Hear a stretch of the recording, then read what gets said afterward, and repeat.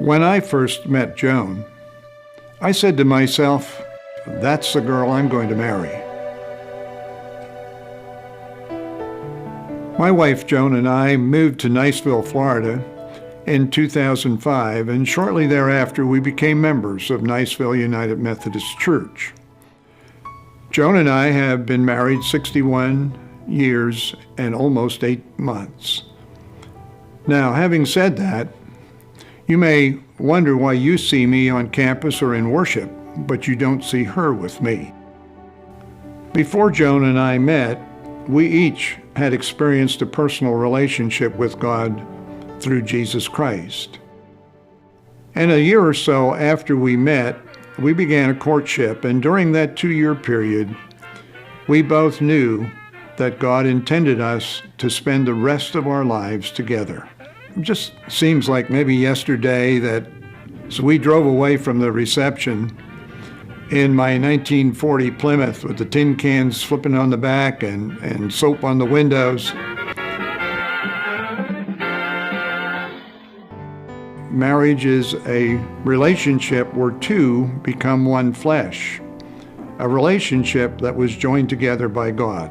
The first 50 years contained their share of challenges, temptations, joys, sorrows, and adjusting to a new normal from time to time. And God continually proved faithful as we stayed true to the covenant we had made with each other and before Him. As we began our 6th decade together, it soon became evident that shadows were beginning to form over our plans and lives. In 2003, after a series of medical evaluations, Joan was diagnosed with a very rare, degenerative neurological disease. This disease has no known cause and no known cure. This news was about to test our love relationship to a new level. But previous experience had taught us not to give in to the question why, but to focus on for what purpose has God introduced this new challenge to us. Joan became a resident of Destin Healthcare and Rehab Center. On that same day, not physically, but a part of me became a resident there also. And since that day, over 6 years ago, with few exceptions, I have shared Monday through Saturday mornings, 6 days a week, with her so that I could feed her at least 2 meals a day, participate in her care, and provide companionship for her. It is important for me to just show her my presence by touch and by speaking to her, unsure of what she may be able to understand, but certainly there is a response to her ability to hear. And although she has been unable to affirm that she knows who I am, I still know who she is.